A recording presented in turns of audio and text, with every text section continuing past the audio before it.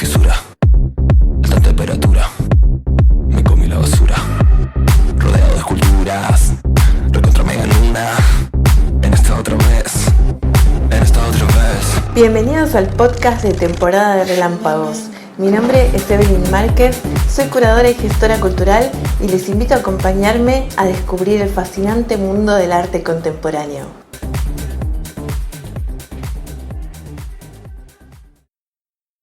Hola, ¿cómo están? Les doy la bienvenida a un nuevo episodio del podcast de temporada de Relámpagos. Hoy vamos a hablar de un libro, vamos a hablar de un filósofo un poco de moda que tiene sus fans, sus detractores, pero vamos a hablar de un libro que a mí me parece súper interesante. Estamos hablando de Byung-Chul Han, ¿no? El libro es Shanzai. Chul Han es un filósofo, un ensayista de Corea del Sur, experto en estudios culturales, profesor de la Universidad de Artes de Berlín. Él escribe en alemán y es considerado hoy en día como uno de los filósofos más destacados del pensamiento contemporáneo. Publicó unos 30 libros, todo el tiempo está sacando alguno. Acá muchos están editados y traducidos por Caja Negra. No todos sus libros están vinculados al arte, para nada, pero este me parece muy interesante porque trata de los problemas, las discusiones, las faltas de entendimiento que se dan entre los países occidentales y los orientales, sobre todo con China. Se va a enfocar principalmente en ese país. En lo que respecta al tema de los originales y las copias, que es un tema tabú en el mundo del arte, específicamente en el mercado del arte, donde acá la devoción por el original es absoluta, es una religión prácticamente, ¿no? Es como que tenemos una creencia mágica en relación a los originales que tienen ahí el halo del artista, su firma, que sus manos pasaron por ahí, y eso lo convierte en un objeto divino, valioso. Cuando lo que quiere demostrar Byung-Chul Han en este libro es que a los orientales eso les importa un pito, básicamente. Va a hablar de la creencia que tenemos en la inmutabilidad, en la permanencia de la sustancia, que se vincula a una idea de la subjetividad moral, de las normativas muy occidental. En cambio, el pensamiento chino es deconstructivo, porque rompe con el ser, rompe con la esencia, se ajusta a los cambios.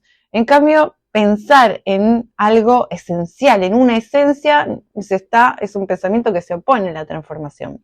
Entonces lo que vamos a ver es la esencia versus el proceso y el cambio.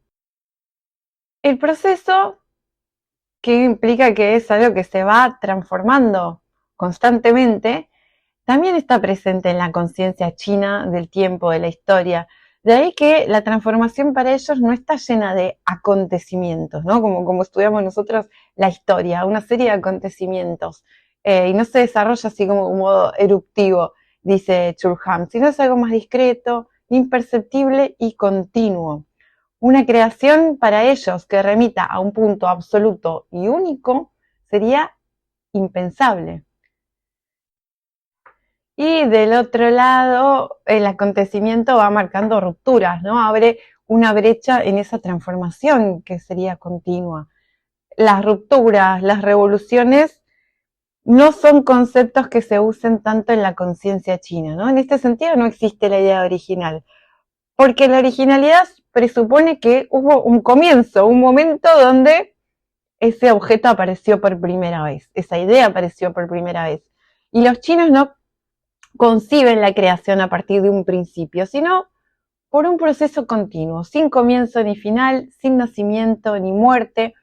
Entonces tenemos el pensamiento de Occidente marcado por acontecimientos y rupturas con estos conceptos de origen y de originalidad, y el pensamiento de Oriente como un proceso continuo, sin principio ni final, y más bien desconfían de estas esencias inmutables o principios. Eso se ve también en el lenguaje, porque los símbolos que usan para escribir no son estables, cambian su significado en función del contexto.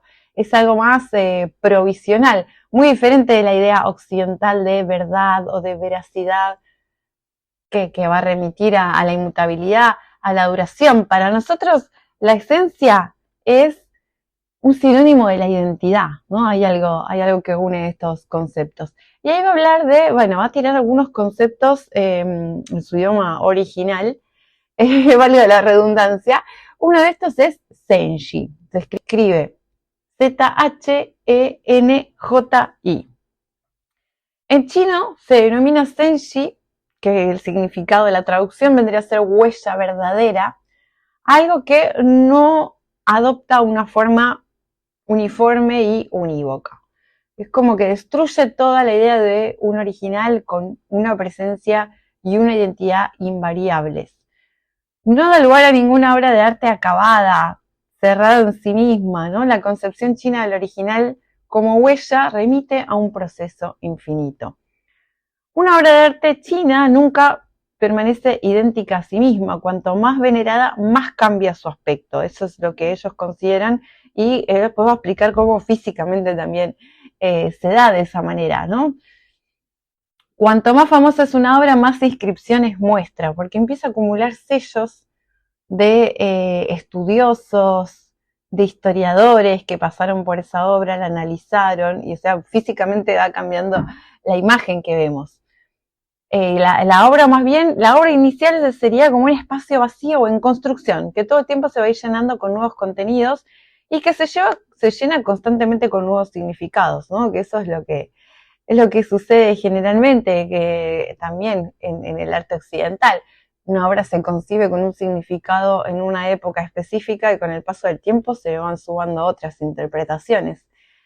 Y bueno, sabemos que también en las prácticas chinas artísticas, el aprendizaje se hacía copiando. Y es bastante redundante, bastante parecido todo entre sí, ¿no? No tienen esta idea de, uy, aparece una persona que dibuja algo que nadie jamás había dibujado. En general lo que se hacía era aprender copiando a los maestros, que también es considerado como una señal de respeto para con el maestro. La gente estudia y venera una obra copiándola. Y el culto a la originalidad deja en segundo plano esta práctica importante para el proceso creativo, para la formación también de los artistas. En China, esto es muy curioso, empezar a introducir el tema de lo que nosotros consideramos falsificaciones. En China era muy importante para la carrera de un pintor poder hacer una falsificación de un antiguo maestro y colocarla en la colección de algún experto reputado en la materia, hacerla pasar como una obra hecha por otra persona. O sea, si un pintor lograba crear una falsificación de un maestro que sea tan buena como para pasar por verdadera y venderla, ganaba reconocimiento, porque eso era una forma de demostrar sus capacidades, más que considerarlo como un engaño. Y ahí cuenta la historia del falsificador más famoso de Vermeer, que se llamaba Jan van Meegeren, que él presentó en París una recreación de la Cena de Maus. Una pintura que Vermeer no había hecho en vida, pero copió su estilo de una forma tan verídica que todos los expertos en Vermeer la dieron por verdadera. Dijeron, no sabíamos que esta obra existía, claramente es suya. Y algunas de sus obras, algunas de estas falsificaciones que este señor hacía, terminaron en manos de los nazis, que le compraron sus obras. Después de la guerra lo persiguieron y lo pusieron preso por la venta ilegal de las obras. O sea, nadie creía que él las había pintado, que él era un falsificador. Él pensaba, pero lo que se pensaba es que él las había robado y las estaba traficando. Así que para demostrar su inocencia, por lo menos en el cargo vinculado al tráfico, tuvo que demostrar que él era el que tenía esa habilidad para pintar y para plagiar, digamos, pintando delante de todos los presentes en el juicio que le hicieron.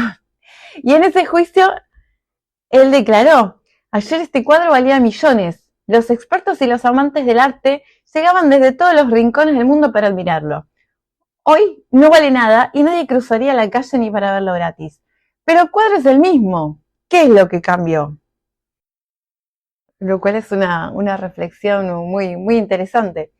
En las pinturas chinas, lo que menciona él es que hay, como se estampan sellos, que abren como un espacio de comunicación dentro de las obras, que es algo que acá es impensado en una obra antigua, de un artista reconocido, que otra persona venga y le intervenga con un sello que le resulte propio, es rarísimo. Sería un delito prácticamente, ¿no? Y esto es lo que lo diferencia de las firmas de los cuadros europeos, que ellos no le dan a la imagen una presencia autoral. Acá es como que se impide cualquier tipo de intervención. En cambio, en las pinturas chinas, estos sellos que se van acumulando es como que son inclusivas y comunicativas, porque bueno, es posible rastrear también la historia de esa obra por las manos de quién pasó, quién la estudió y demás, porque están sus marcas ahí. Y bueno, también va a trabajar con un cuadro famosísimo de Van Eyck, el retrato de Arnolfini, ¿no? Esta pareja de recién casados que es como la imagen de la presencia, que se opone totalmente a la imagen china de la ausencia. En medio del cuadro, que es famoso por este espejo que refleja un poco la escena y lo que está pasando por detrás de los personajes principales, tiene la firma, tiene una inscripción en el medio del cuadro que dice Johann van Eyck fuit ik, que es como Johann van Eyck estuvo aquí. Entonces pone la presencia del pintor en el centro de la obra. La firma le da a la imagen un carácter de documento único, definitivo. Además está la fecha, 1434. Así que está fijando la imagen temporalmente y dejando muy claro quién lo hizo. A partir de ahí, cualquier modificación supondría que se está adulterando la verdad, que alguien la intervino, que alguien la plagió, que alguien la falsificó, etc. ¿No? Y también está el espejo que reproduce la realidad, que nos muestra el lugar del pintor. Y me sorprende también que no haya elegido hablar de Velázquez, ¿no? Porque es una historia muy similar a la que va a recurrir Velázquez en Las Meninas, donde lo vemos también al artista incluido por medio de un espejo. Así que tenemos ahí el primer concepto. El segundo concepto que va a incorporar en este libro, en este ensayo, es el fusi, que se escribe F-U-Z-H-I. El fusi es la copia. Y ahí va a contar la historia, una historia bastante reciente, que sucedió en la ciudad de Hamburgo, en el año 2007. Se iba a hacer una exposición con los típicos guerreros chinos de terracota en el Museo de Etnología de Hamburgo. Bueno, cuando ya la muestra había inaugurado, se supo que esos guerreros, esas esculturas, eran copias. Y el museo, indignado, clausuró la exposición. El museo y la gente, ¿no? Que se sentía un poco estafada de que iba a haber copias y no los soldados originales. ¿Cómo se hizo este proyecto tan descomunal? Cuando se descubrieron hace unos años, estos soldados estaban enterrados en 3 fosas. Había figuras de más de 8.000 soldados que habían sido construidos a un tamaño ligeramente superior al natural. Sabemos que habían sido colocados en distintas partes de los palacios y demás para que cuando los enemigos se acerquen vean un ejército demencial muchísimo más grande que el que existía realmente. Entonces también estaban acompañados de una caballería, 150 animales, caballos, carros, 130 carros. En el momento en que hicieron esta estrategia defensiva se hizo entre el año 246 y el año 209 a.C. Se reclutaron 700.000 obreros para que construyan todas estas figuras, ¿no? Ahora, los chinos, en épocas más recientes, cuando empiezan con la excavación arqueológica, que descubren todas estas figuras, de forma paralela, mientras se las iban extrayendo, limpiando y demás, se fabricaban réplicas de estos guerreros en terracota. Entonces, junto a la excavación se abrió un taller de copias. Pero ellos no consideraban que hacían falsificaciones. Lo que ellos intentaban hacer era retomar la producción que en ningún momento fue considerada como una creación. Entonces los propios originales formaban parte de una producción en serie hecha con módulos, con moldes que se iban repitiendo.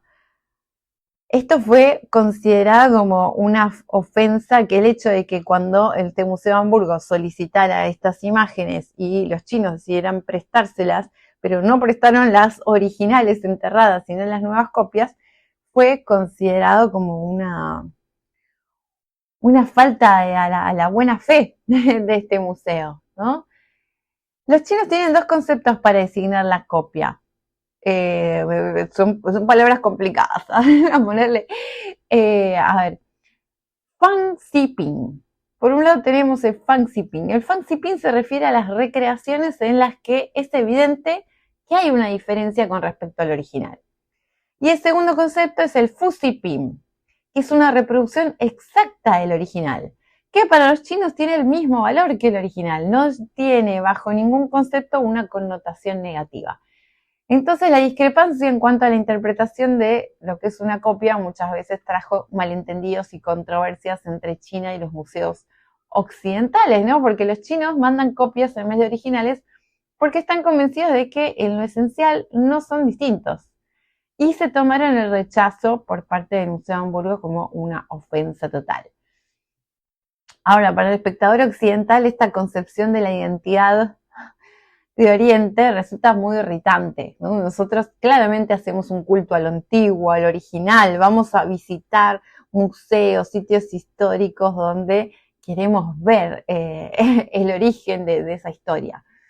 Y otro ejemplo que va a poner Churhan es el santuario de Ise. El santuario de Ise es el lugar sagrado más importante del Japón sintoísta, lleva a millones de personas por año y, bueno, se estima que tiene 1300 de antigüedad.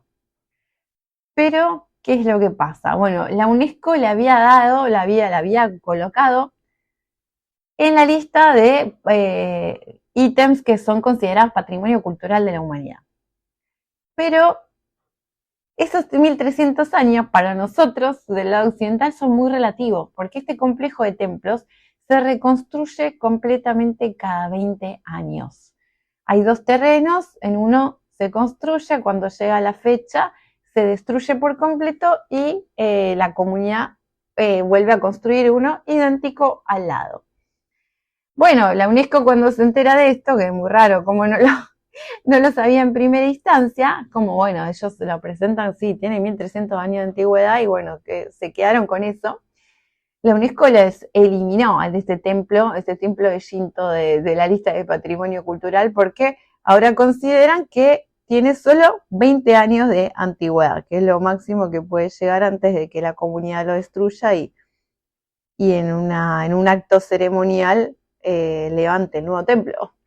Entonces, bueno, se invierte la relación entre original a copia o desaparece esa distinción directamente, ¿no? En lugar de esta diferencia original y copia se impone una diferencia entre viejo y nuevo. Pero se podría decir que la copia es más original que el original, porque cuanto más antiguo es un edificio, más alejado está de su estado primigenio, ¿no? Porque se va degradando, tiene más capas de pintura, más restauraciones, etcétera. Me hace acordar la historia del Cabildo, que tuvo 5 versiones diferentes, ¿no? Y hay gente que se lamenta porque en algún momento tuvo 11 arcos, ahora tiene 5. Pero bueno, en un momento, en una de todas las versiones previas que hubo, entonces, ¿cuál es la original? Y acá encima no solo se renueva el edificio, sino que también se cambian todos los tesoros del templo. Siempre hay 2 conjuntos idénticos de tesoros que después de fabricar uno nuevo, el antiguo se destruye o se entierra. Después de la última renovación que se hizo, no se destruyeron, sino que se llevaron a un museo y se salvaron de alguna manera por el creciente valor expositivo que tienen estos objetos. Así que su destrucción forma parte de su valor cultural, que va desapareciendo ahora en favor del valor museístico que los occidentales les imponemos para justificar el turismo y movernos hacia allá. En Occidente las piezas originales se las trata como reliquias, ¿no? En cambio, en Oriente tienen una técnica de mantenimiento distinta que se basa más bien en la reconstrucción constante, que es una técnica que anula por completo la diferencia entre original y réplica. Se podría decir que los originales se preservan mediante las copias, ¿no? Así que la identidad y la novedad no son excluyentes.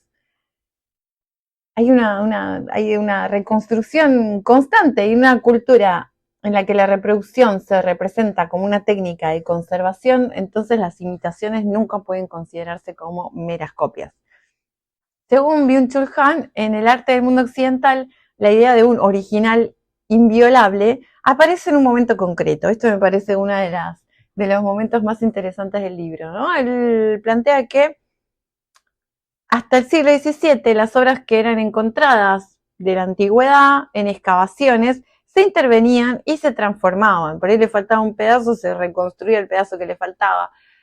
La conservación de los monumentos empieza con la museificación del pasado, que va a sustituir el valor cultural, el valor de culto que tenían esos objetos, por el expositivo. Y eso va de la mano con la aparición del turismo, ¿no? La idea del Gran Tour que surge con el Renacimiento, que llega al máximo en el siglo XVIII, ¿no? Esta idea de, bueno, vamos a ver las antiguas ruinas de Grecia, de Roma, este tipo de lugares. Y eso puede considerarse como la primera etapa del turismo moderno. Empieza a aumentar el valor de los edificios y las obras antiguas que son ahora ofrecidas como atracciones, ¿no? Vamos todos a ver el Coliseo. Y ahí empiezan a adoptarse las primeras medidas para la conservación de estas construcciones antiguas. Y este sistema de conservación incorpora su propia muerte, según Chul-Han, porque en un ciclo infinito de vida no existe nada único, originario, singular, definitivo. Solo hay repeticiones y reproducciones, ¿no? Que es lo que pasa en la naturaleza y lo que pasa en la concepción budista de la vida como un ciclo infinito. Entonces, bueno, en el caso de los guerreros de terracota se eliminaba esa singularidad para aumentar la eficiencia de la reproducción. Y después va a aparecer este término que le da nombre al libro, Shansai. Shansai es un neologismo chino, una palabra mucho más novedosa, que se usa para fake, ¿no? Un fake, algo falso, una copia pirata. En China, el Shansai abarca todos los terrenos de la vida. Hay libros Shansai, películas Shansai, estrellas del espectáculo Shansai. Al principio, este término se refería a los teléfonos, ¿no? A las falsificaciones de productos de marcas como Nokia, Samsung, que se comercializan con nombres rarísimos, Nokia, Samsung, cosas así. Que lo que él postula es que no son solamente falsificaciones baratas, porque tienen un diseño y una funcionalidad que no tienen nada que enviar al original. Y que estas modificaciones técnicas o estéticas que tienen le dan una identidad propia y que tienen una gran flexibilidad. Entonces lo nuevo surge a partir de variaciones y combinaciones de cosas que ya existen, y el Shansai ofrece un tipo singular de creatividad, no es que no tengan creatividad, porque los productos se van alejando cada vez más del original hasta mutar en originales, ¿no? De Adidas, eso también pasa acá, también lo vemos acá. Adidas que se convierte en Adidas, Adadis, Dacida, y bueno, es como que juegan con las marcas, él dice, de una manera dadaísta, ¿no? Tergiversando ahí el orden de las letras, que no solo es una expresión de creatividad, sino que también tiene un efecto paródico, subversivo frente al poder económico y los monopolios.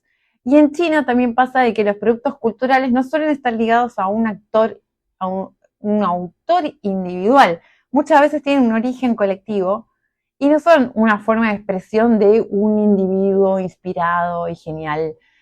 No puede atribuirse claramente a un sujeto artístico que pueda declararse propietario o creador, porque existen diferentes versiones de distintos autores. ¿No? Por ejemplo, la literatura china. Si una novela tiene éxito, aparecen al toque los fakes, ¿no? Las versiones Shansai, que no siempre son imitaciones de menor calidad, no disimulan la proximidad que tienen con el original, que aparece muchas veces el mismo título. Aparecen fakes que cambian el contexto donde sucede la acción, cambian la trama, agregan algún personaje, y eso pasó con Harry Potter, por ejemplo, que hicieron una gran cantidad de fakes que continúan la historia original y la transforman, y tienen una versión, por ejemplo, Harry Potter y la muñeca de porcelana. Pero estas historias Shansai no buscan engañar a nadie, ¿no? Porque el atractivo consiste en esto, en que ellos mismos indican de manera expresa que no son un original. O sea, que de una forma a veces es un poco también humorística en estos títulos raros que ponen estas marcas raras ad hoc. Entonces en China la transformación continua está instaurada como un método de creación, de creatividad.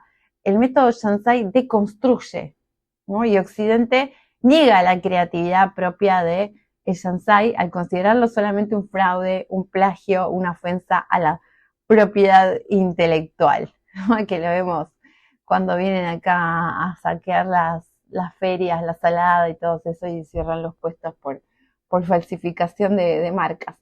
Bueno, él lo lleva a un punto muy extremo, Byung-Chul Han, cuando dice que el propio maoísmo chino era una forma de marxismo Shansai, porque en China no había ni trabajadores ni proletariado industrial. Entonces transformaron las enseñanzas marxistas originarias para adaptarlos a un nuevo contexto. Así que bueno, hasta acá llegamos con el resumen de este libro, que te deja con muchos interrogantes, muchas reflexiones ahí pendientes, que ponen en cuestión una tensión muy grande en Occidente en relación a los derechos de autor, a la adoración total a la idea original. Así que espero que lo hayas disfrutado, es un libro que se consigue en todas las librerías. Si llegaste hasta el final, déjame un comentario, y ya sabes que si quieres estudiar sobre historia del arte, principalmente sobre arte contemporáneo, puedes unirte a la membresía de temporada de Relámpagos, nuestro club de arte donde hay cientos de horas de contenido, cursos enteros, clases grabadas, charlas temáticas sobre distintas cuestiones, no solo de historia del arte, sino de funcionamiento del mundo del arte, las ferias, el mercado, los museos y muchísimo más. Beso grande y nos encontramos pronto en un nuevo episodio del podcast de temporada de Relámpagos.